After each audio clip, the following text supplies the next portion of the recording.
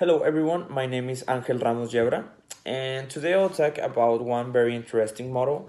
So it's gonna be the elaboration likelihood model. And first of all, I'll give you some examples, or a definition about this model. After that, I'll give you some examples and situation where you can apply it. So first of all, the elaboration likelihood model claims that there are two paths of persuasion. So it's gonna be the central path and the peripheral path. So the central path is more appropriately used when the receiver is motivated to think about the message and has the ability to think about the message.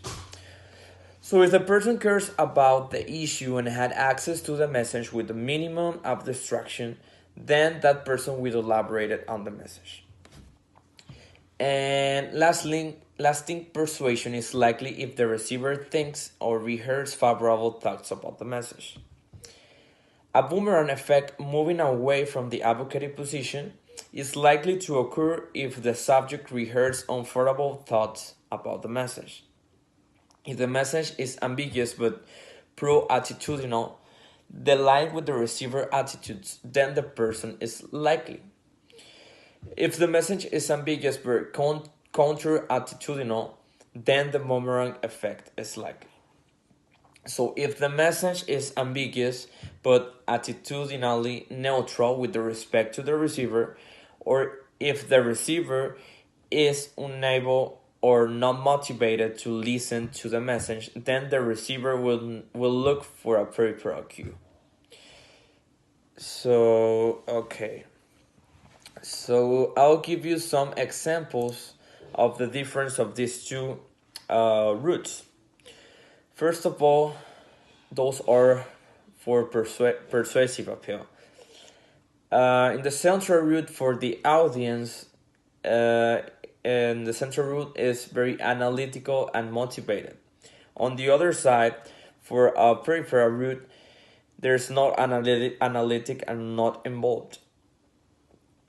For processing, the central route, it has high effort, elaborated, agree or contrary agree.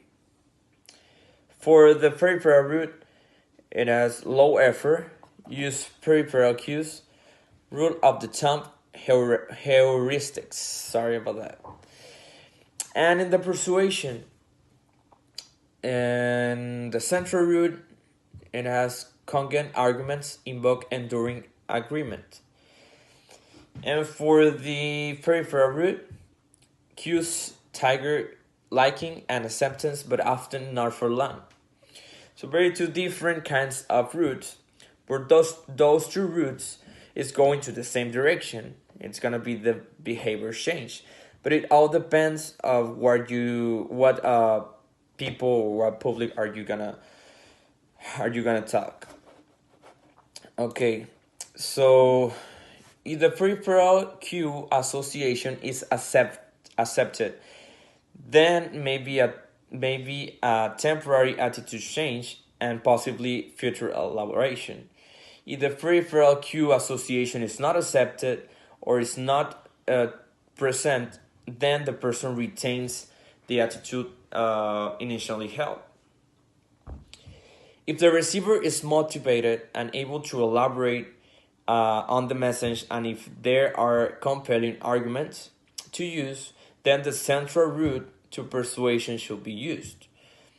If the receiver is unlikely to elaborate the message, or if the available arguments are weak, then the peripheral route to persuasion should be used. So very important, when you don't have enough arguments or your arguments are weak and you don't have enough material to elaborate a message, then you need to opt to use this. It's gonna be the peripheral route. I think this is gonna be all, and thank you for your attention.